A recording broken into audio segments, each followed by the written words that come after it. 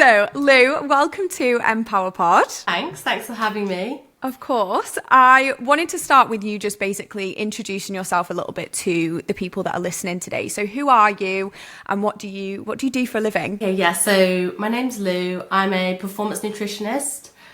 So I did a degree in nutrition and then did a master's in sport and exercise nutrition. So that really just allows me to work with like elite athletes. I kind of do a little bit of both. I work in women's football and I own my own business where I work mostly with females but not strictly females, so really like supporting them around the menstrual cycle, fueling right. I guess we'll get into a lot of topics of why that's really important, but yeah, it kind of all started off with me having my own interest in nutrition, going through my own kind of issues with food and trying to understand how foods can change how I feel and how I look. So like most girls had a bit of a toxic relationship with that. And then obviously coming out the other side of it, it makes you realise, wow, I'd love just to help other people because there's still so many broken narratives around, how we should look and weight bias. And so I work mostly with women online. I do a bit of PT as well. And yeah, just keeping the sporty gals fueled, I guess. I love that. And so when you think back to sort of like your teen years, or your younger, you're still young, but younger adult years. So was that sort of like, do you feel like there wasn't the support surrounding nutrition then that there is now? Or do you feel like maybe there's too much information now and it's almost gone in that like backhanded way where it's like we've now got too much information?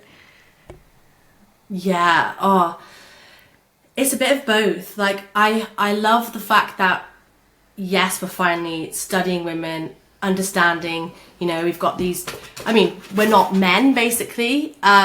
We've still got a long way to go and the research really isn't there. I also think the problem with having a lot of access to tons of information online is that it gets into the wrong hands and then they take snippets of what they understand and then use that to make a package or some sort of marketing ploy. So yeah, I think it's definitely been exacerbated. But I think like everything, the more something becomes popular, the more you're going to get like negative feedback from that too. So it swings and roundabouts. I do feel like I spend a lot of my time debunking stuff and like trying to unteach people stuff they've read on Instagram or from some sort of uncredited nutritionist. So yeah, it's a bit of both. Yeah, it's hard, isn't it? Because you see like a lot of the time these papers get released and then someone will trend a video and say, well, this was proven in this case study, but then you read like the paper that they're citing and it's like they've not looked at any of the factors that are like, well, any of the environmental factors that have been considered within it, or like just people don't know how to break down. I don't know how to break down these scientific papers to the way that they should be, but some people will just grab a paper, read this line that suits what they want to talk about, and then they run with it. And then all of a sudden there's just all this information out there that's like really dangerous because it's misinforming people. Yeah, absolutely. I think it's a bit of a shame because people are trying to just like educate themselves, but it's kind of like, where do I go? So I guess finding what's credible is really important, but maybe that kind of comes down to our systems as well. Like we don't really have a good referral. So like when you go to the doctors, it's not like they'll refer you to a dietitian or a nutritionist or a physio. It's like the GP's been asked to do so much and they're only qualified to a certain degree in certain areas. So yeah, I think it's a good thing because it means people are interested and we're taking it seriously. Like nutrition's come a long way and now people take it seriously, whereas before it was kind of like, oh, you're a nutritionist, do you just tell people what to eat all day? And it's like, it's actually just behavior change a lot of the time. So everyone knows how to eat well and what they should and shouldn't be doing. It's like getting deeper with it. And so I think, yeah, with the rise of like Instagram as well, you've got that comparison metric as well. So, what I eat in a day videos can be fine, but also at the same time, it's kind of like starts with like an ab shot. Eat this to look like me. And one thing we've realized and we should realize as well is we're all individual and we all have our own normal. And so we need to stay in our own lanes and kind of find what works for ourselves. Yeah, 100%. And I think that is so true. Like I saw an Instagram reel the other day, actually, and it said, it's a bad, not necessarily, for sake of a better word, 'cause I can't remember her direct quote, it was like a bad diet has been normalized so much that a normal diet that is obviously like full of nourishing foods and whatever is demonized as a weight loss diet. And actually, like, there's a difference between a nutritionally dense diet and, you know, weight loss diets, because sometimes they can also be just as unhealthy as, you know, the other end of the spectrum and not looking after yourself. And yeah, it's interesting, the movement. And I know you said about how like women's nutrition is really sort of, there's not much out there. There's a lot more out there about men. So we're sort of in this developmental phase of starting to really understand women. So how do you deal with that in your day-to-day job when there's just not as much access to information? Like, is it difficult? Is it frustrating? It's a bit of both. I'd love to have more like clear guidelines on, you know, eat this, do this, but like we really have to kind of interpret it in terms of the individual. So we know the fundamentals of nutrition and what works and how to fuel performance. So it's looking at that individual as their own single person. What do they do every single day? You know, what kind of stress do they have in their life? Are they you know, do they have family? Do they have kids? Like, there's so many elements into it. And I think one thing that I do, and you just said it then, is like this idealized version of like eating perfectly and clean. Like, also that other side is going too far too, because it creates this like perfectionist mentality when actually being perfect is quite easy, but being imperfect is what's really difficult. And so you kind of get this like, and I've noticed it especially in like, I guess, girls like us who are high achievers, we like performance, we're sporty. We do want to do things well and perfectly, and if we can't, it tends to like put us off. And so then you get this like cycle of, you know, restrict, binge, or because nothing's realistic, if that makes sense. Yeah, it does. And I think it's sort of like, I actually touched on it before because I did like a 3 months sober, and it was like being 3 months sober was actually really easy, but breaking that sobriety was really hard. Like the guilt, the shame, almost the shame that I felt. And I'm not afraid to really admit that. Like, it's the same with anything. With if you're on something really strict and you begin to think that that is the only way to get you to where you want to be, it's kind of like a bit backhanded, because you end up leaving yourself in more of a difficult position, I guess. Yeah, it comes down to a bit of control as well. Like, there's like this whole thing of like, you know, control the controllables, but sometimes it goes a bit too far, and then it's like now we're in this intentional period of like over restricting, and you know, we're kind of putting a lot of healthy and ideals of fitness into like a certain type of weight bias or like a body shape, and like it's just not the way. It's just not that simple. And I think there's like two sides of like the fitness industry. There's the oversimplifying of like calories in, calories out, and then there's like the extreme, which is you know, like you can't eat sugar, you can't eat any like what's the word, you can't eat like a toxin-free diet. So it's like there's something in every little pocket of fitness, and then like you just have to be careful of like who you're influencing, and you know, is it even science researched?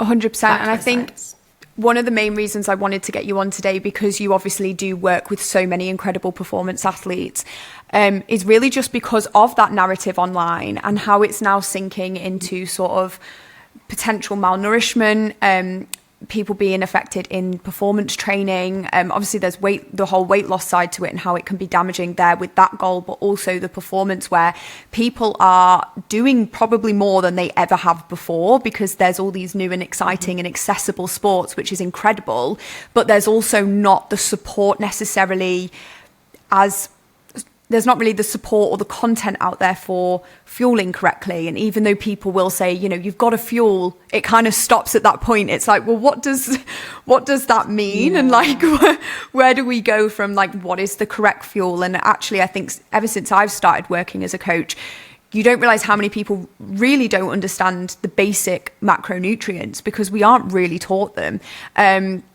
And I think that's kind of really the conversations that we wanted to go down today, is just managing all of the amazing and exciting things that we want to do now as women, which is incredible and we should be doing and supporting and celebrating, but also we need to make sure that we're doing it in a healthy way.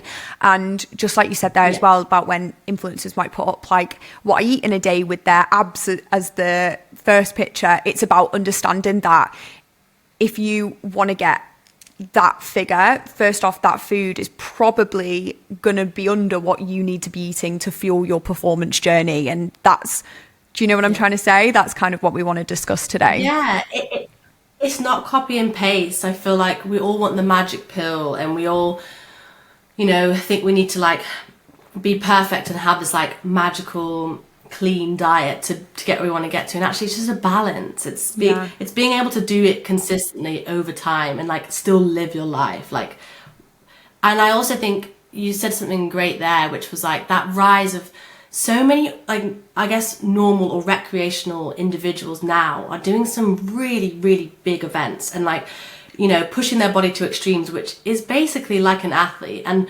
most people who are in that kind of circle of, you know, high training volumes, they are athletes. And like I'll refer to everyone in this as athletes, because if you're sporty and you're active and you're not sedentary, then you are an athlete. And I think it's like maybe they get lost in that kind of, oh, but I'm still ordinary, it's not my full-time job, you know. So it's like you're comparing yourself a lot of the time to these people who are athletes. Their job is to train and, you know, perform every single day, whereas like this is your part-time job, but at the same time you treat it like a full-time job and it's a priority. So it's like you need to start looking at your fueling as like, okay, yeah, I'm an athlete, I should really start to fuel like one.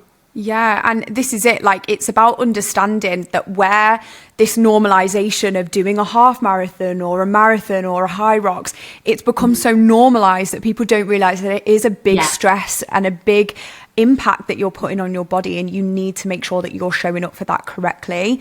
And as women as well, knowing how to manage it with things like our menstrual cycle and other hormonal factors, which I know that you're quite big on in your business, is really being like quite a holistic approach and understanding a lot about hormone health and things like that. So I thought we would start with the menstrual cycle and basically just give people, because I think everyone says, I understand my period, and there are a big group of women who really take the time to understand their period, but there's also sort of the other half of us who we know we get it maybe once every 28 days. Not everyone's tracking it and it could be a bit sporadic. So let's start off just giving a basic of what the menstrual cycle is and the different phases and what we can expect in each phase.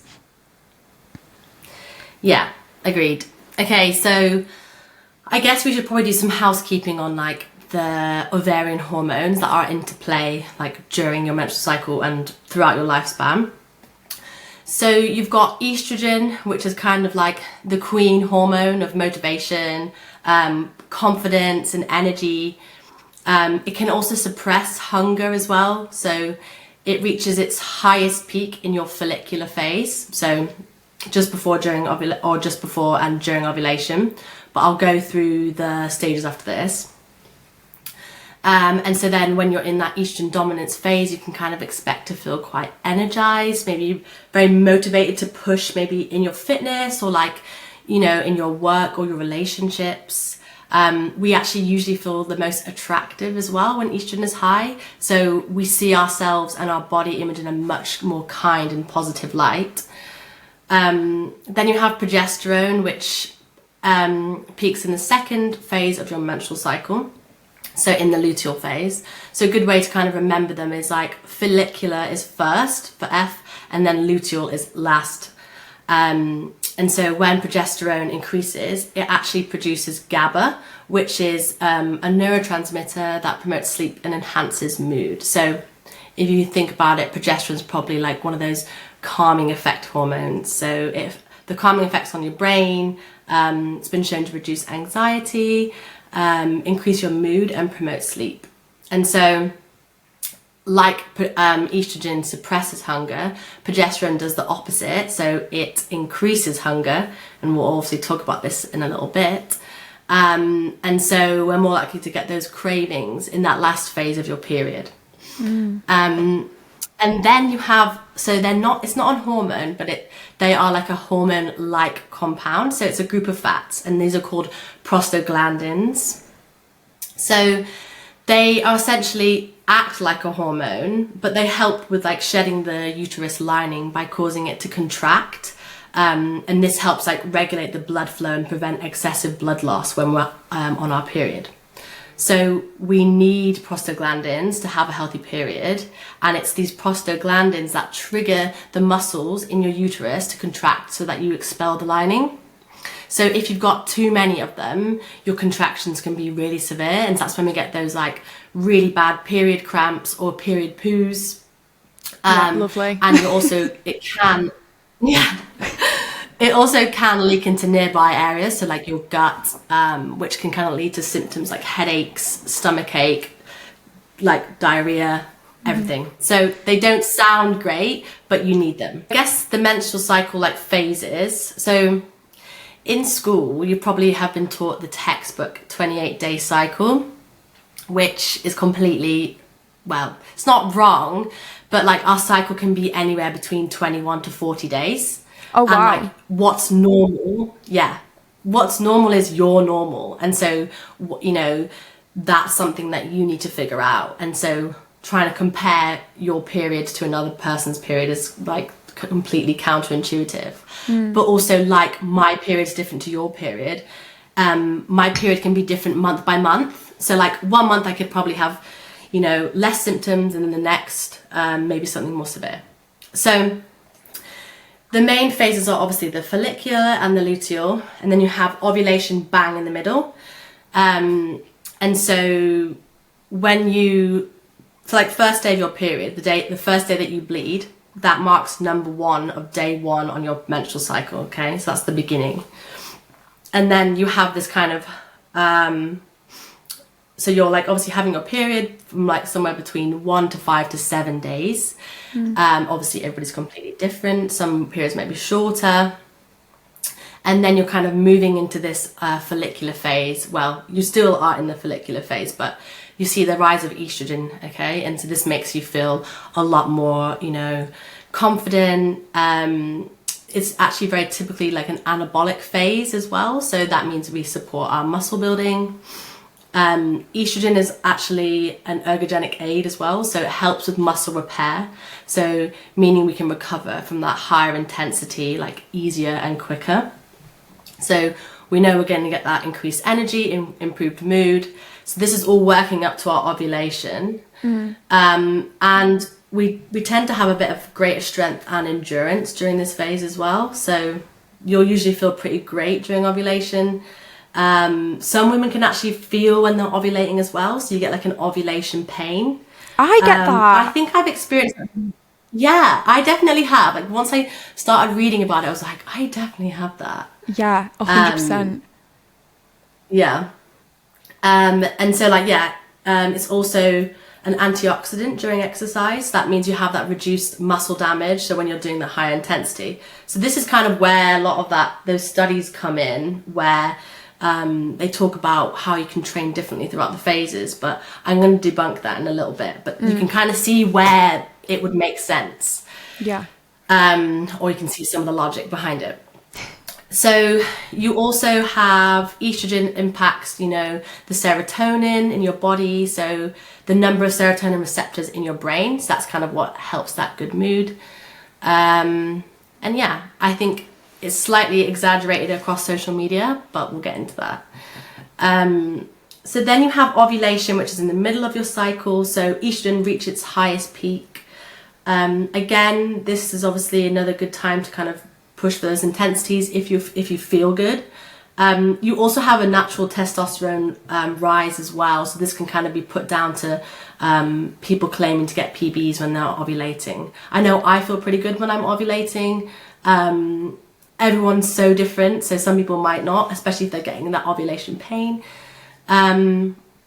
So your kind of key symptoms will be like high libido, motivation, confidence. The only thing we've seen is kind of there is an increased risk of injury during this time, just because you have something which is like a joint laxity in your typically in your knees and your hips.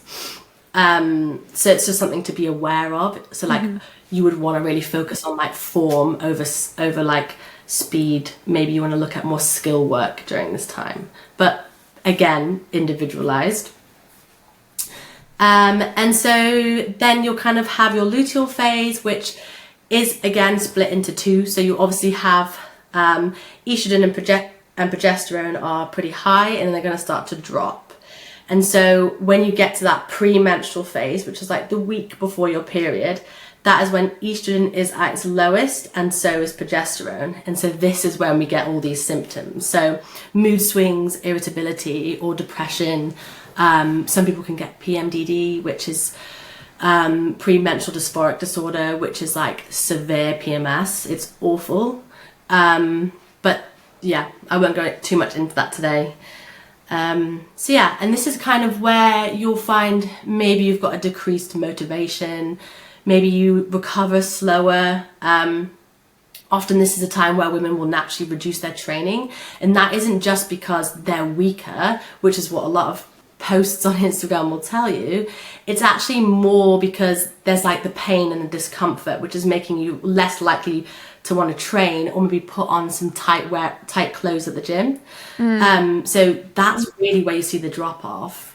Not really so much as like you can't actually perform, because you have capacity across your period and your menstrual cycle to perform. And so for some people they may not feel it, for some they do. And like, again, you just have to check in and ask yourself, okay, where am I on this kind of scale of fatigue or symptoms? I think that's so important that you've just said that, because we will talk about cycle syncing. I know you're going to debunk that for us, but I think it's super interesting because when you do see the posts and they're very cut, what's the word? Like cutthroat, I guess, of like, this is what you're doing with this is what you're doing here, this is what we should only do Pilates towards this area. And then you sort of really start to deepen and you're like, so I can only train well for about 5 days of the month. And it's like, well, how are we ever as women meant to make progress when the narrative is that we don't have much window to even try to? So I think you saying about checking in with yourself is really, really important, because like we say, we're also individualized, that some people could go through their cycle and not experience any differences at all. Like, I think I'm quite lucky, really. I always do get increased anxiety sort of towards the end of the second phase. I do always experience that, and I know like I'm about to come onto my period, and I do definitely get that, but I always feel okay in myself. I feel like, I could go to the gym, and that actually helps alleviate the symptoms that I'm experiencing from the hormones as well. So 100%. So I guess, like, depending on how you feel, but getting blood flow to that area is a great way, because if you're getting cramps, then like actually movement at all can really help. But you will experience those kind of mood changes, because like I said, with estrogen, with the serotonin benefits, when that estrogen falls, there's obviously less serotonin available for the body, and that can make you feel really teary and low and irritable. And also this kind of goes back to that, like, well, during this time, then we're more likely to turn to food for more emotional support, which is completely okay. But there's a lot of shame around that, of, trying to ignore cravings, when actually sometimes your body's telling you it's craving something because you need it. And a lot of the time it's fat. So your body will crave fat by telling you, and you'll like, a lot of time when you're like, oh, I want chocolate or something fatty, that's because your body needs more fats. And I'll get into that why. But it's completely overdone. Like they'll tell you you're weak and you should do just yoga, and it's like, if you feel good, you feel good. Like you might just have to be a bit more mindful, but yeah, nah. Yeah. And it's difficult because there is such limited research on cycle syncing as well, from what I know. Like it's quite a small field that has been tested. And I think one study I did read, please correct me if I'm incorrect on this, but it was with women athletes, and they were saying that they didn't feel like they could do well, but actually when their performance was measured, the majority didn't see any difference in their performance around the phases where they mentally felt like they couldn't do it. Yeah. So interestingly, there's a lot of research on like body image and how it fluctuates across the menstrual cycle. And so one of the things that we see is like when we're in this luteal phase, especially the later luteal phase, the way we view our body is very skewed. So we're very hypercritical. And so you've got to factor in the fact that like, if I'm going to the gym and I'm not feeling myself and good, I'm going to tell myself that I can't perform as well, because it's all linked. And so your body image has a lot to do with like the body functionality and like how we feel and how we show up. And so often our perception is just skewed. It's not the fact that we don't have the ability to do it. See those TikToks and people make jokes. They're like, you always feel good with makeup on in the gym. Like you're going to hit a PB if you've got makeup on. And actually sometimes it is true. Like if you just feel good, sometimes you're like if I've got an outfit on and I'm like, this is a good outfit, I do just feel like I have a better session. And it's crazy how much your brain affects the way that you are. Yeah. And so another thing is you also can deliver skill differently during this time. So you might feel that you're a bit more clumsy. So yeah, that's a really big one, and something to watch, especially if you're in a team as well, like a team sport. And so not being embarrassed if like the way you're trying to pass the ball or deliver the skill just isn't the same. You're like, I can't fucking do this. Like, why can't I just hit this ball or catch this ball? And so having those conversations with your teammate and your coach is super important, because if you're taking note of this, then you're going to be like, oh, I know the week before my period, I can't pass the ball. And like, that's just fine. And you'll stop you'll stop winding yourself up and just kind of be a bit more self-compassionate and be like, okay, I expect this may happen, but it also might not. Yeah, that's a really good point, because I feel like it sort of circles back to where like you are coming on your period and then you're trying to go around the house and you stub your toe and then you drop your phone and like all of these things start happening and you're just like, like everything is so bad. And then because you're thinking about how bad everything is, more bad things just keep happening. Yes. And it's crazy how much it is all linked. And I think as women, we really need to be, I'm always very mindful to not use it as an excuse, but also to make sure that I'm aware of it, so that I'm like, this is why this is happening, to allow me to mentally like be better, but not do things on purpose because I'm like, well, I'm in this phase, so this is why I'm doing it. Yeah. But sometimes you just want to be like that. Like, I'm on my period, I want everyone to feel sorry for me, and like, that's fine. I just want to sit here and wallow, and I don't want to be touched. Like, I do you know what I find so funny is how, and this is not, I'm not the only person, is like, you'll notice that your mood is different and everything's pissing you off, or like something your boyfriend's saying, like, why is he so annoying, and like he's got loads of energy, and then you're like, oh yeah, it's my period, and I'm like, how do I forget that every single month that I'm gonna have my period? Yesterday, I'm like, I think I'm due on my period in the next couple of days, and Josh like came up behind me and just like tickled, like, you know, that when they just tickle your waist, and I was like, no. And then that night I got a cramp and I was like, oh, that could be why I've just snapped. But yeah, you're so right, like everything people do around you can be really frustrating. I do find my what's the word, like your capacity to like handle irritating things, tolerance is so low around my period. Like I just have no qualms. Even my clients, I'm like, my check-ins are a lot more cutthroat at certain times of the month. It's like, but yeah, so it's good. what, in terms of nutrition, I know we've obviously spoke on the cycle. I know you said about us needing more fats around our periods. So can you talk to me a little bit about that and why we crave fats? Yeah, so I guess we'll kind of go towards like why, well, maybe we should kind of tie this into like the cycle syncing and like, Yes. so essentially it's kind of been snapped up as a bit of like a marketing ploy that like, so things like seed cycling, which I don't know if you've seen, but it's like you should have and eat different seeds during different phases of your cycle. Oh. And I honestly, like, that is not backed by science. I don't know where that's come from. It's a bit silly. And one thing I'm thinking there's logic behind it is the sense of when you have seeds like flaxseed or pumpkin seeds, there's omega and there's protein in there. And so they're like anti-inflammatory foods. So having them at any point in your menstrual cycle or even in your diet is going to be beneficial. So it's like, we don't really know like why they're saying that this has to happen at this point in time. It's like, you should just be having these in your diet. Because obviously your period and the menstrual cycle can be quite inflammatory. But your nutrition needs shouldn't really differ too much. I guess it's more the sense of if you were to look at it mechanistically of what is happening.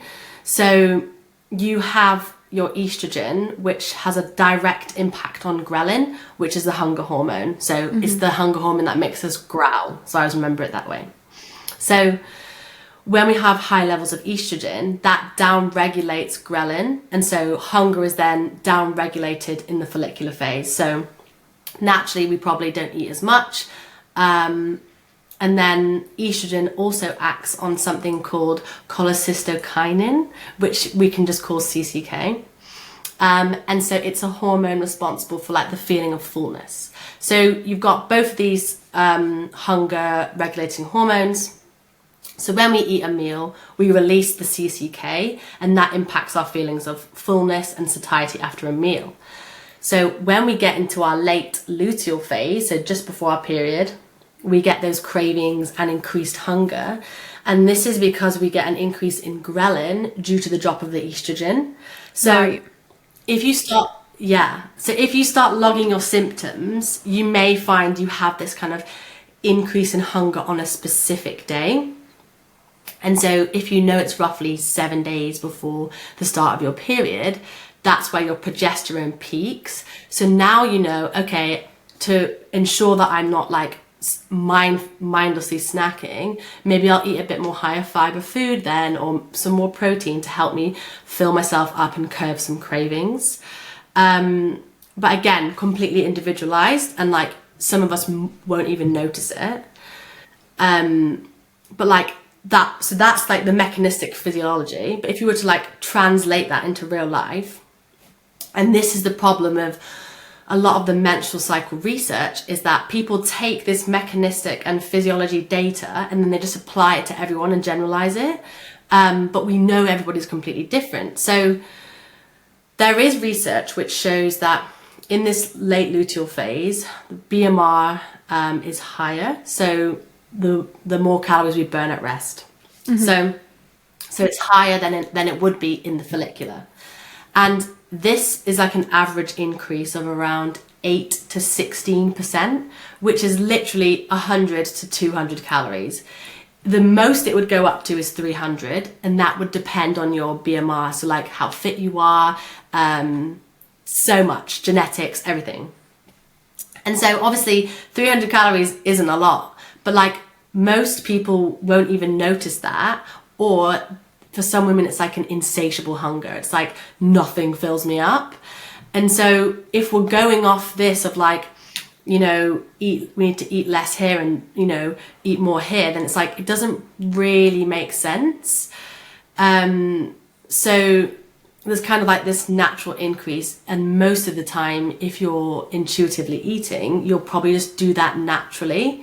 And so when we come to this like fats and cravings, there was a study that found that female participants who increased calories during this time of like the late luteal phase predominantly got these calories from fat, which kind of explains us those cravings for chocolate. And this makes a lot of sense because, stay with me here. I've got you. So there's obviously a slight shift in our energy system. So we have a very, very slight degree of insulin resistance during this late luteal phase. And so fat oxidation is increased. So like how we use fat for fuel. But women are already natural fat oxidizers. So because we have this endocrine system and because we need to carry babies, we utilize fat stores really well, because obviously that would have been a tool when we were pregnant. It's like, well, we've got fat reserves to keep us alive. And so this is where a lot of that miscommunication comes across on the internet. So people are suggesting, oh, you should have lower carbohydrate diet during this time. And they're kind of fear mongering this like insulin and carbohydrates because we're slightly insulin resistant. But one thing that helps insulin resistance is exercise, right? So like if someone was diabetic, you would say you should exercise because it helps regulate your blood sugars. And so you have to take into account that if you're a sporty, active, not sedentary person, you are not even going to see that. Like the insulin resistance isn't happening for you. So there's this mechanistic thing of what's kind of happening, but it's getting you ready for a baby. And so like obviously fat oxidizing is kind of, you know, what we would like be using in like caveman times, but it doesn't translate into real life. And so yes, we have this like basal metabolic speed up increase, but we also have body temperature increase. So if you imagine you're then getting really hot and you can't regulate your heat throughout the night, you're not going to sleep as well. And so what happens when we don't sleep? We get cravings even more. And so we then have this like, again, slight insulin resistance. So it's like we may find it harder then to like, or we crave certain types of foods because we've maybe lost sleep. Like we all know when you've gone on a night out, the next day, what do you crave? Like really fatty foods, but that's sleep deprivation, and that's what that does to you. So it's like we can't see which one is which. Right. And so that's where a lot of those kind of guidelines come from. But it's not really like anything to like move the needle. Yeah, it's difficult, isn't it? Because it sort of goes back to that initial conversation we had where people grab a piece of information and they just run with it and create this entire narrative. But actually, when we speak to someone like you who really takes the time to delve and understand what you're reading, actually we see that there could be multiple different reasons for all of these different things. And I think as well, like when we speak to Gen Pop women, like people who are just trying to manage their life, giving them all of these low carb diets and all of these different sort of things that they should be doing at different days of the different month, and they need to be tracking this and tracking their food and going to the gym. I'm overwhelmed just saying it. Like it's a lot for people to take in, and it's not always, I think that's why a lot of people end up giving up, because it's like I don't have time for it as a coach, let alone it's too much. It's too much. It so what would your advice be to women who are listening as to the best way to manage these symptoms that they are feeling? So honor your hunger and honor your cravings. So I when I work with a lot of my clients, we're often struggling with like body image during this time. So one thing I'll always say is like, if you are craving chocolate, make sure that you have maybe like a bowl of porridge with some flaxseed and something that nourishes your body, and then something that nourishes your soul. Okay. So like, then you're not going to be as reactive and then overeat the chocolate because you're starving. So like, have that treat, have that craving after you've like really satisfied yourself and nourished yourself first. Because that's going to then not make you feel as guilty as well. And like, we shouldn't be feeling guilty about eating food. But again, all of like this, what we've just talked about, is feeding into this narrative, this broken narrative that women need to be smaller and we need to have a certain body shape. And like, eat less, move more. Like everything still feeds into that. And it's like, even now we finally get some research on the menstrual cycle, and it's like still telling women to undereat. And it's like, we just, unfortunately, you just have to ignore it and accept that you're going to see this, and you're also going to be triggered by someone who's like, I'm on a low carb diet. But it's like, stay in your lane, you know what you should be doing, and like, that doesn't serve you. It may have served you in the past, but it's not something we take in now. So absolutely honor your cravings and kind of give yourself a 20-minute like window. So distract yourself for 20 minutes. Then if in 20 minutes you still want that thing, go get it. Yeah. I know it's not reactive. My friend Molly, she actually introduced me to like a really great thing to sort of put forward, which is like pairing fun with volume, which kind of ties in quite nicely to what you've said there, because obviously we work with women on weight loss and things like that. So, you know, wanting to have chocolate, absolutely fine. I'd rather you did have some, because elsewise we lead into this cycle of binge restrict. But by pairing like something like chocolate that you're craving with something like Greek yogurt, or like just anything like you said there, oats, something that provides you with that fiber, that protein, the nourishment, but pair it with something you love as well, and you get the best of both worlds. And that's a really sustainable way to achieve your goals and honor your hormones and honor your body as well, which I think is really important. I said it better myself. So what is your overall opinion on, and I really kind of want to link this to the women who really are doing everything right now. They're working, they're high roxing, or they're half marathoning, or whatever it is that they are doing, are everyday athletes. What is your advice, your opinion on cycle syncing, just in a really clear way, in terms, because obviously it's not something that is possible for a lot of people. They can't reduce their volume like crazy amounts because there's a race in 5 weeks. So I guess for those who don't know what cycle syncing is, it's adjusting your like nutrition, your training, and your lifestyle based around the phases of the menstrual cycle. And based off what I've told you from like the mechanistic level, you can see why people would apply certain kind of tactics or like programs around, but actually there really isn't enough research. And like I've said, you literally have capacity to train across the cycle, and that's all individualized.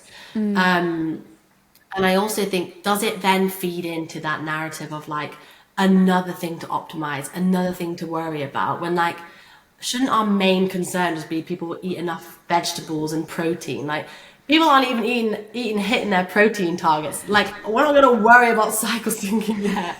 Like,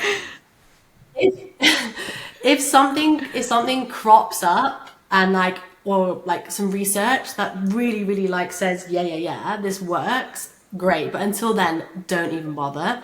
So again, there was like research that showed positive improvements or results around strength and lean body mass from like front loading our training during the follicular phase. And it was reviewed in a meta-analysis in 2020 and then 2023. So a meta-analysis obviously reviews all the current research on a topic to test the kind of validity or quality of it.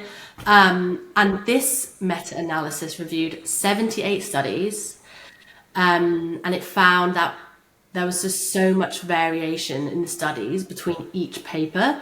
And so actually the expected reduction like during the luteal phase was just incorrect. So for the research we do have, it's quite low quality. There's a lot of risk of bias, so like indirectness, like inconsistencies, imprecision, evidence of publication bias. So what the meta-analysis found was there was nothing really. So performance could be the same throughout the cycle. What we also have to be really mindful is of, we've been talking about a natural menstrual cycle. So someone who naturally menstruates. But if you are on contraception, this is obviously going to change like a lot. So Yeah. if you're on the pill, you're having a withdrawal bleed. It's not a real period. So that week where you have your period is not the same as the period that we've just talked about. And so one thing you've got to be really mindful of is like, this doesn't really apply to you in some sense, because your hormones you're having synthetic hormones and at a much higher level and throughout. So essentially, if you're on like a pill, you're in a high hormone phase the entire time, and then you have the withdrawal bleed, but it's just kind of like the synthetic hormones don't have enough time to then go back down. And so we don't have a lot. We do know that there's obviously during ovulation there's that tendon laxity, so we are maybe more at an increase of injury during that period, and so that should be a personalized approach as well, especially if you're like in football or some sort of gymnastics or running, or like looking at that and thinking, okay, can I feel more during this time, or can I focus my sessions on skill? So those things we kind of know. But yeah, your cycles change from month to month. And so it's like, you just need to be business as usual and just base off what you feel.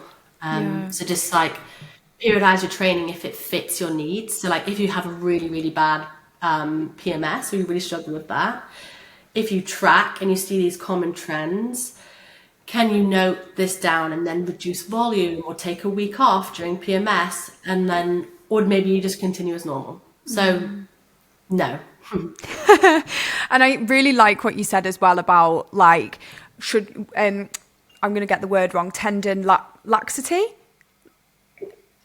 Yeah, it's basically just like ACL, MCL, right? Like high risk. And I think like what you said was, it wasn't just that's going to happen, so you should not do anything at all because you could get injured.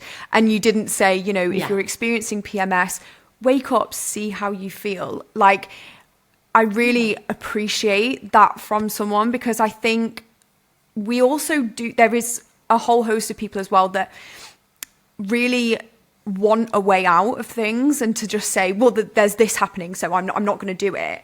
And actually it's about saying like, these things genuinely, as much as they could affect the way you are right now, they could also help. So PMS, like I think, like I was saying with my anxiety, I definitely get heightened anxiety the week before, but training and going and moving my body really helps me. I might have to reduce the volume load, but there's always something you can do, even if it's just getting down and putting the treadmill on an incline and going for a really gentle walk or something. Like, that is okay to do. And I think it's really so important, especially as we move into the winter months and we do face even more hormonal change because we're all deficient and feeling horrendous from the weather. It's really important to say, yes, I have this and I'm considering it, but also I need to make choices that are definitely going to, in somewhat way, make me feel hopefully at least 1% better. Yeah. And I think that's kind of moving it away from like this. The period has always been like embarrassing and hated. And if you think about absolutely everything, so like we have tampons, they are discreet because it's embarrassing. So they should look like a little sweet, because it would be embarrassing for us to bleed. And then it's embarrassing for us to leak when you look at rugby and there's blood all over their shirts. Blood is blood, if you ask me. Like, doesn't matter where it comes from. And then it's like, this all then feeds in, and people kind of want to lose their period, or they don't really see the benefits of the period. But your period is an ergogenic aid. Like, I'm pretty sure Paula Radcliffe PB'd or took a world record and she was on her period and she leaked. And like, so we need to move the narrative away from embarrassing and more like, I guess, empowering and understanding as well. So like, being on your period is basically the start of your follicular phase. So technically you're low hormones and you're the most like a man. So you really have capacity to train, and it's more around how you're feeling as well. So like, yeah, it's like paying attention. And I think the problem is we've been forced to not talk about this and not understand our bodies and fight against them by whether it's, extremely low calories or trying to fit this tiny little mold of a small woman and to be, quiet and in the background. And so now it's like, well, we have all this information. Shouldn't we just like empower each other and this is normal. I just, it all feeds into it. Yeah, absolutely. And it's like womanhood is so incredible. Like being able to say we're a woman. Amazing. And having our period, we can grow a child if we want to. We can, like, our body can function with this whole element to it. And it's something we should really lean into and embrace, rather than, I think what you said there is really hit the nail on the head with, like, we villainize our period. And I think that in turn, when you villainize something, you're always going to look at it really negatively. And for it to have been villainized our entire life, and we've grown up with that taboo around the topic, we're then like, I hate my period, it's the worst time. But do I hate my period, or do I just think I hate my period? And like, it's actually quite interesting when you think, like, it's interesting you said about Paula Radcliffe, because I was on my period when I did my half marathon, and I fully surpassed any expectation I had for myself. I was day 2 of my period, and I was like, I text Meg right before, 2 days before, like, for God's sake, I've come on my period. And she was like, no, like, this is actually fine. And it was, and I felt amazing. And I think that's just what it's about, is like, when we're villainizing it and we're actively thinking about cycle syncing and actively thinking about how bad we're going to feel in this time, of course we're going to feel bad, because we're telling ourselves we're going to feel bad. And of course, there are people that will feel really bad and really badly suffer. But talking about just leaning into how you're feeling and using that, rather than usually a guy on Instagram who's decided to read one paper about periods, and rather than leaning into his advice, it's leaning into your own body, because no one knows you like you know you.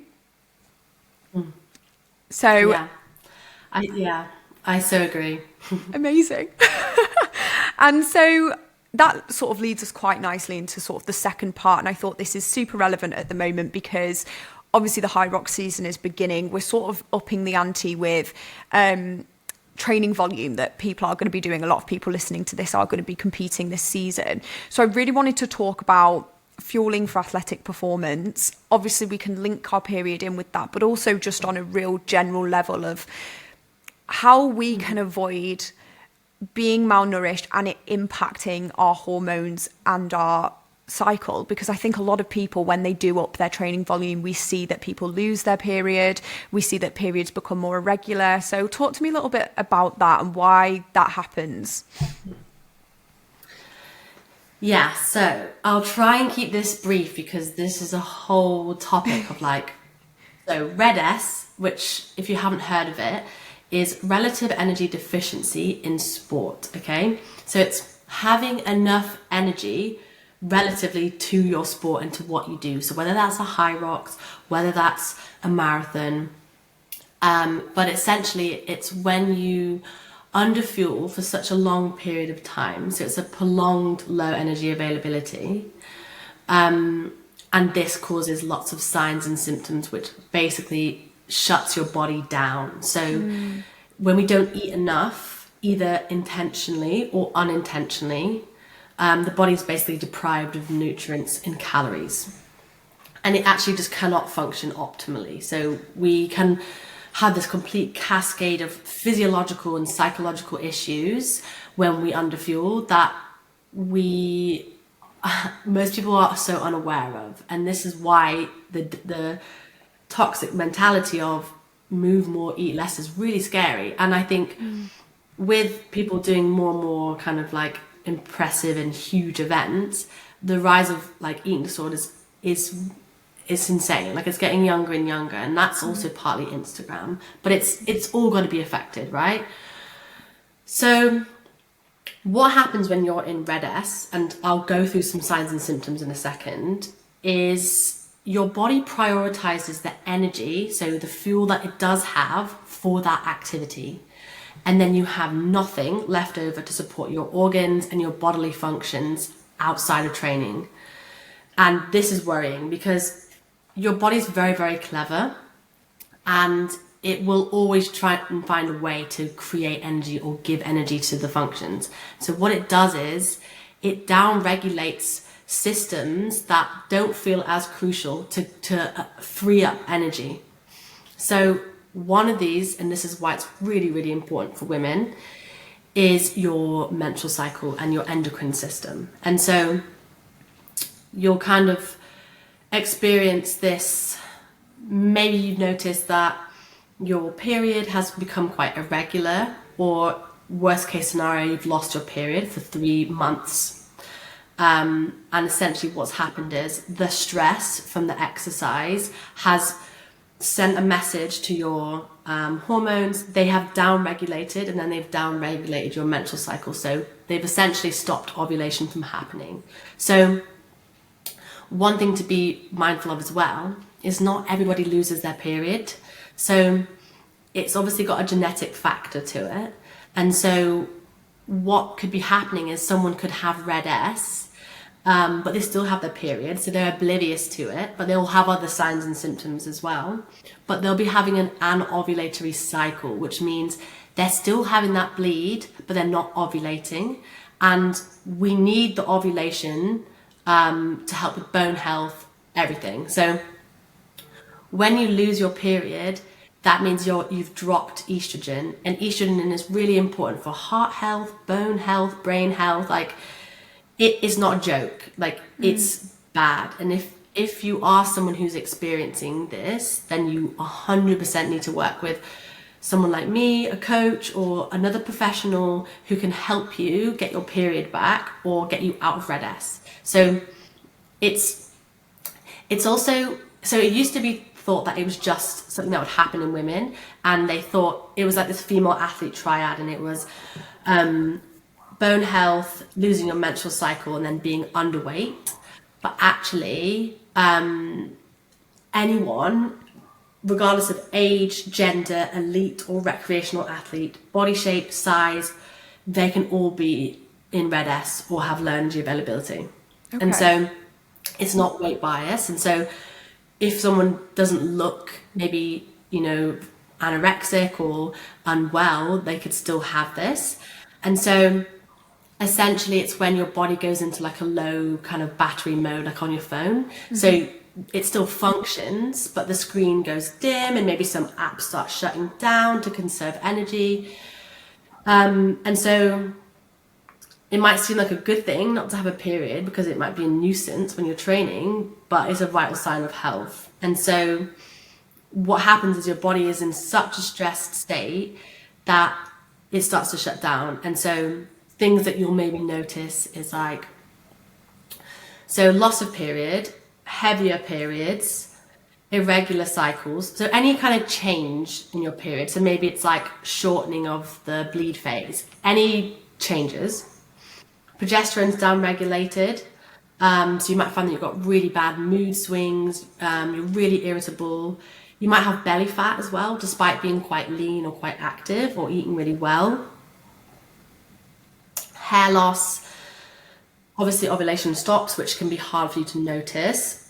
Then you have like gut issues as well. This is a really big one, and this is really tied to under eating carbohydrates. So if you're like exercising and you're stressed, and you're noticing that you're, having a lot of gut issues, you probably aren't eating enough, and it will be within the times of training.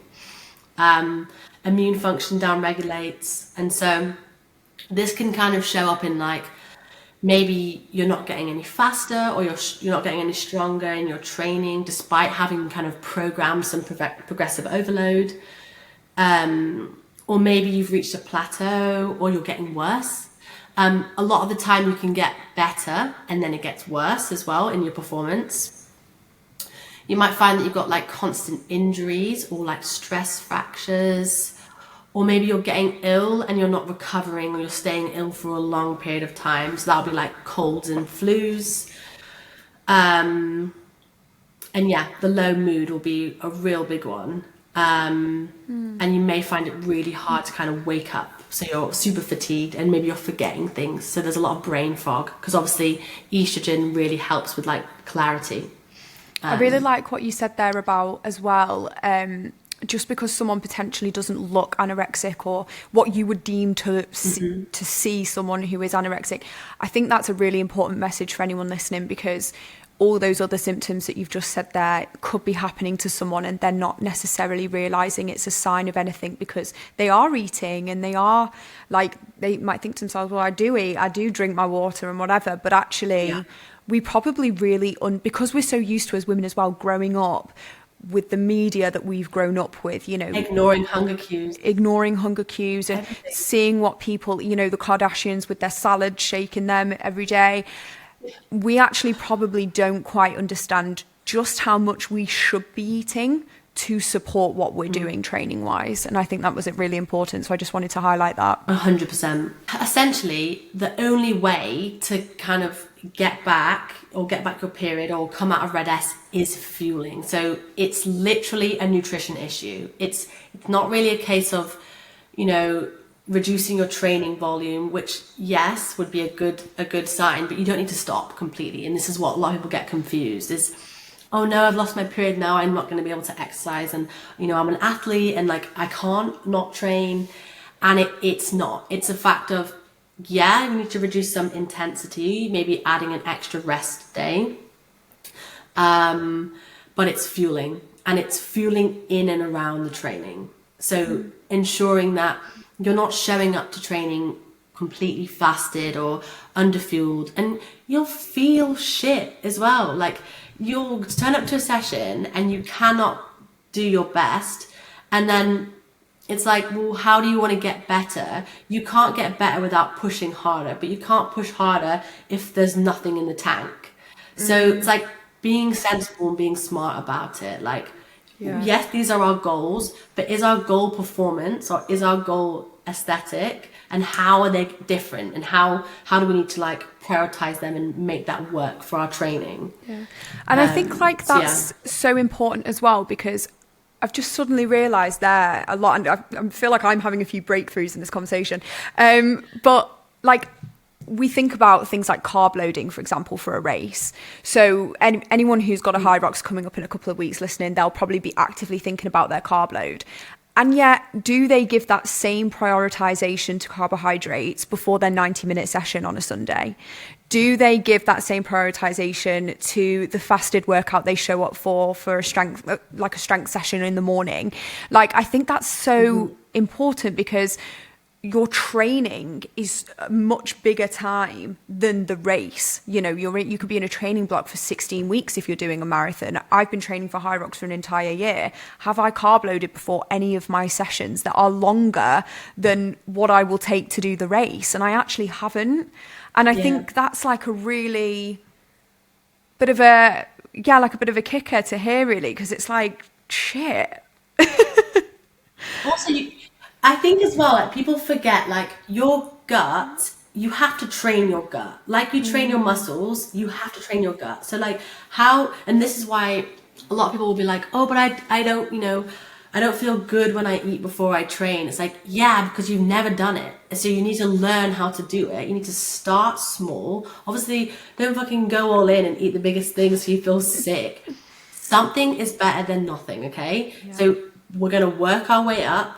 And then over time, you're going to be like, something's going to land and you're like, holy shit, I have so much more energy, and like, and actually run faster. It's like, it's so obvious, but that people just don't think about it. So like, your training is literally your practice run. It's like, this is me now stretching my body to like, I'm going to make sure that I've got enough energy so that I can max out, because then I'm going to recover better as well. Yeah. So yeah. 100%. And when it comes to timings and nutrients around training, what would you advise to someone, just as obviously it's all individualized, but generalized? What would you say we need to be having before? How soon before? And then what about after, intra? How long? You know, what's your advice there? Yeah. So essentially, if you have time, so depending, obviously you've got to look at like, when are you training? Is it in the morning? Is it in the evening? If you have time, having a proper meal, so like full meal, so carbs, fats, protein, 3 to 4 hours before. So that would look like chicken, rice, vegetables, I don't know, whatever, okay? And then maybe 30 to 60 minutes beforehand, a quick little snack. And that's going to be like your easy to digest carbohydrate, okay? So it's getting close to the workout. So we don't want something high in fat. We don't want something high in fiber, because that's going to make us feel horrendous, because our body's going to work really hard to digest that. And we don't want our blood in our stomach. And I think this is, again, kind of ties back into that, the perfect snack. And like, when you're a high performer and you're training, if it's a fucking Squares bar or a Mars bar, just get it in. Do you know what I mean? Like, it doesn't need to be this perfect Instagrammable avocado on toast. Like, it's not realistic. You've been in work all day. Something is better than nothing. And if it's high carb, easy to digest, great. So like, we need to move away from that like health and look at more performance, because that's where people are tripping themselves up, is they're trying to be so careful with what they're putting in that they're actually just under fueling. So I guess if it's early morning, I would always say some electrolytes, and then like something like half a banana, or dates are great. Like, they're just straight in the glucose, straight in the bloodstream. I recently discovered dates. They are so high in carbohydrate. It's crazy. So good. Yeah, you just want something that you can eat as well. Like, think about what can you digest to, and start really small. So like, if you're new to training with some food in the morning, then half a banana.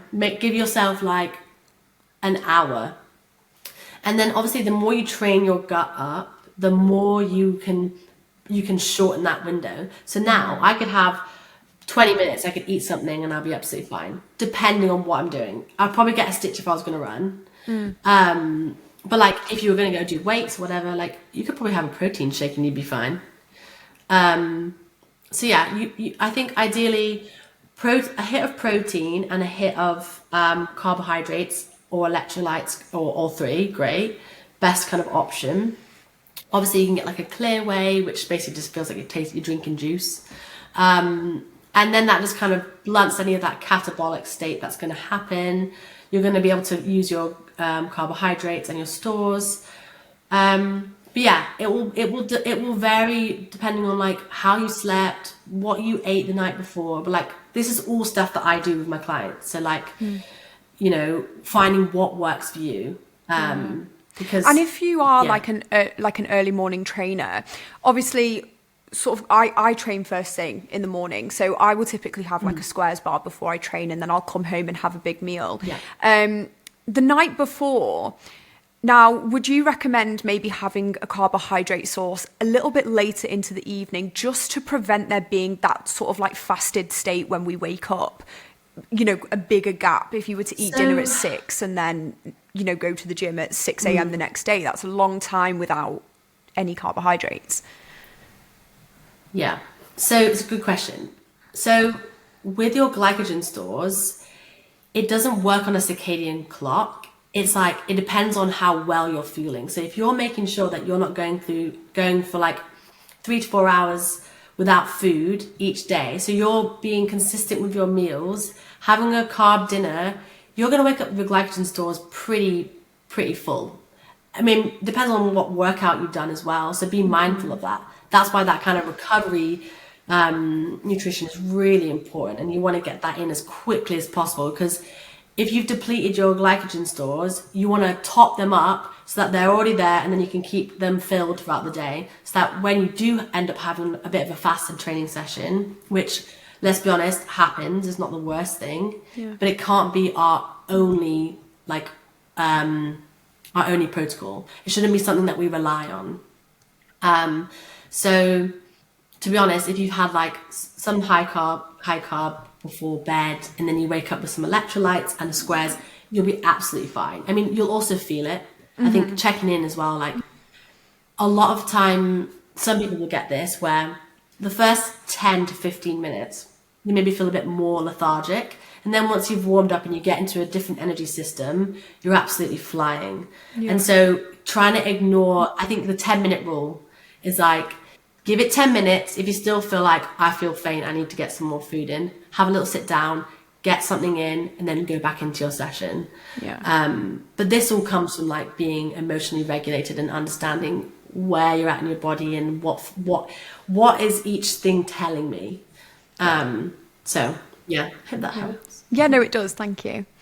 And so what about drawing? Because I think there's also so much narrative around gels and all of these other things. And I think sometimes people are taking gels and they maybe don't need to take a gel, because obviously they can be quite like uncomfortable on the stomach as well. So when should we be looking to add some carbohydrates into our workouts? So really anything over 90 minutes. So if you're going to do like a 60-minute workout, we want around 30 to 60 grams of carbohydrates. So that's probably like a banana. 60 would be like a bagel. Obviously, don't focus too much on like, it needs to be 30, it needs to be 60 on the dot. Like anywhere around there is great. If it's 75, fucking great.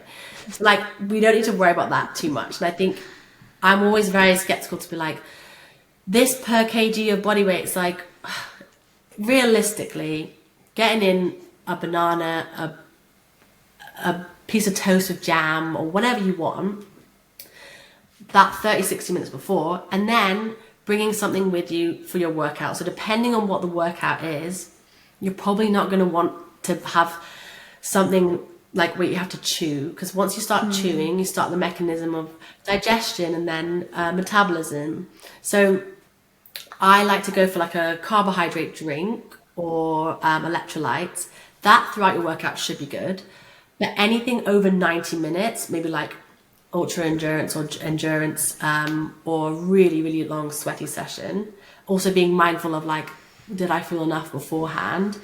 Then maybe you want to start looking at gels or squares bars or dates, something that feels like, you know, you can stomach it. But again, you'd have to train yourself, because it's probably going to feel, first few times probably going to feel a bit shit, but like eventually you'll feel good after you've fueled. So yeah, it's the intensity and then obviously the duration. So 60 minutes, you should be all right. Anything over 90, super high intensity, I think something in between, whether it's like a mixture of electrolytes with like I think Marchon do a really good workout fuel, which has like 30 grams of carbs or maybe 20 grams of carbs. So yeah, you could, ideally you want to be looking at like 30 grams an hour of protein, of carbohydrate. But obviously the bigger you are, so maybe if you're a guy, you'd want to look more at 60. I think there was like some studies where they've looked at like the optimal, like the most carbohydrate you could put in, and it's like higher ends of 90 grams of carbs, and that's so much carbohydrate in a workout. So like that's kind of where those gels come in, because it's like who's going to sit down and be able to eat that in the middle of and then go back on the runner? So yeah, not at all. Gives and takes. And then when we go into after training, and I think really importantly after the race, my podcast last week was on like tips for high rocks, and I was sort of saying you really lack appetite after these races, but it's really important to replen. So what is your advice to people who maybe are coming down off that adrenaline rush, or their adrenaline is just so high? How do we go about ensuring that after doing these tough sessions we are really prioritizing that refuel, and why is it important? Yeah. So again, this is really interesting because everybody experiences hunger differently depending on the exercise. So I know for me, if I've done like a high rocks workout, I'll feel a bit sick or like not so hungry. Whereas if I've done a run, I'm starving. It's like knowing your cues of where like you're going to be able to get it in. But if you could try and prioritize within that 30 to 60 minute window of just some high carb, high protein, so like the ratio of like 3 to 1, so like one protein, 3 carb, like that's going to help so much. And whether that's just from like a shake or I think liquid form is probably the easiest, and then just trying to get it in, not overthink it. You've got to kind of force it sometimes, and then you want to be looking at like a recovery meal, maybe like an hour to 2 hours, no longer than 2 hours post. And what are the dangers of not doing that? Because after my half, I literally had no appetite. I felt so sick. I tried to eat and I couldn't. And I just felt like it took me forever to recover from that, like longer than it should have. Yeah. Is that a direct link to just not fueling correctly after doing a race like that? Yeah, so it will definitely make you feel pretty like groggy because you need carbs for your brain as well, which is a big one. So it's not detrimental, but at the same time, it will slow down your recovery, and it will mean that you're then kind of working off the back foot because you're depleted, and then obviously you haven't managed to get anything in then, so then you're going to have to you're like a little bit behind. So then when you have that meal, it's probably still not going to be enough. So if that is the case, I would just try and get something in, maybe wait a little bit longer, make sure you get your shake in, like maybe it's like 70 minutes after or whatever, like you can calm down. I think as well, it's like tapping into that emotional, like you're probably like cortisol was through the roof and adrenaline, and that's a big one. It's like trying to like get back into that parasympathetic nervous system of like rest and digest. This was the most mental experience. Now you need to calm down, and then that will allow you to kind of like be able to take something on board. But if that is the case, just when you get after you've had that big meal, maybe getting another like protein shake just before bed if you can stomach it then. So like your recovery will be over like the course of maybe 2 days really after that. Yeah, I think it is really hard because especially after something so exhilarating and you can't believe you've just done it, it's really hard to be like, right now pass me some food, even though you think sometimes that you're going to be ravenous, but actually not. And then you sort of like sit there and you're like, oh my God, I just did that. You're like, and can I go again? Yeah. Me after high rock literally feel like I'm dying in the race, and immediately I'm like, let me book on to the next. That was amazing. But I felt like for a whole, I mean, high rocks, when I did it in my first season, my first ever race, it was so new to me. I'd never ever trained at that intensity in my life.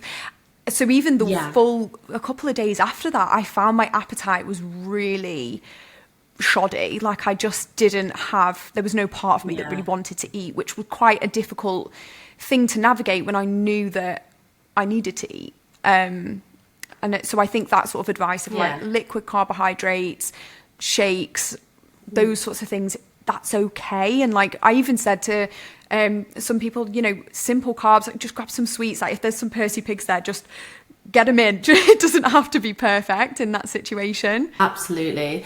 Like something's better than nothing. Like I think there's a lot of pressure to be like, okay, now I've done this big thing, I need to like fuel and recover optimally. And again, back to this like fearing of optimal nutrition. But it's like, you've just done something which is pretty mental. And also, how often do you compete like that? You don't understand the factor of the crowd and then the adrenaline, and like that environment is so different to your normal training environment. It's a whole other thing. And so like the more you do that, the more you'll be like, okay, I know how to go about this next time. So it's like the first time is a bit of a trial and error. Be kind to yourself, and then you make a plan for the next time. Absolutely, 100%. This was a great conversation. I've loved it. It was, honestly, it's been so valuable. And I can't think that anyone listening will not have found it as valuable as I have as well. And I did want to also highlight the fact that you have also just brought out a High Rocks nutrition manual Bible for people. So talk to me a little bit about that and what people can expect from that guide. Yeah, so essentially I just wanted to create something which I didn't think many people were doing, because I think High Rocks is insane, and like the training you have for it is such high volume. People are getting injured, and the reason why they're getting injured is because they're not eating enough. And so in there I've kind of talked about like the demands, your basics of like, carbohydrates, proteins, fats, why you need them, when to take them. And then of course there's like a strategy in there of like your race day, and then how to fuel in the lead up, and then recover, and lots of little like golden nuggets of like more sport nutrition focused, and some stuff around supplements as well, which we didn't cover today, but whole other podcast. That's a whole other podcast we can do. Yeah. So it's really just like a kind of something to have, like a little tool in your toolbox. Obviously it's not individualized and personalized. So if you wanted that, you would obviously need to work with me one-to-one, but obviously this is a great place to start. And if you are quite new to nutrition as well, it can be really insightful.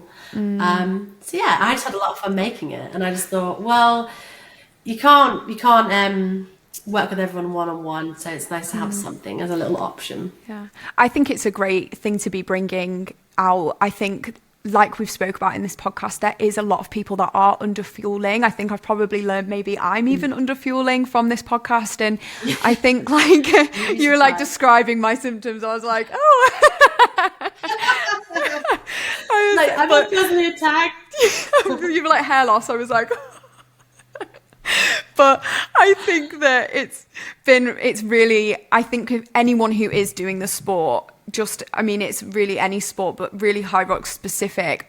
I think investing in understanding what you are doing, it's not just a day out, it's not like a Tough Mudder or something like that where we're having a bit of fun. Yeah. It is fun, of course it is, but the training, the intensity, the day, there's so much about it. And if it's something you really want to take seriously and you want to do regularly, you need to make sure you understand how your body is reacting to the training and how you need to make adaptations in order to ensure that you stay in optimal health, because that's the most important thing. And I think the misconception that healthy is training and like doing all of these things, we're doing things that we're like, wow, this is really healthy of me. I'm not drinking anymore. I'm doing all these sessions. But also there's the other end of it where you could be just as unhealthy as you were back in your rave phase,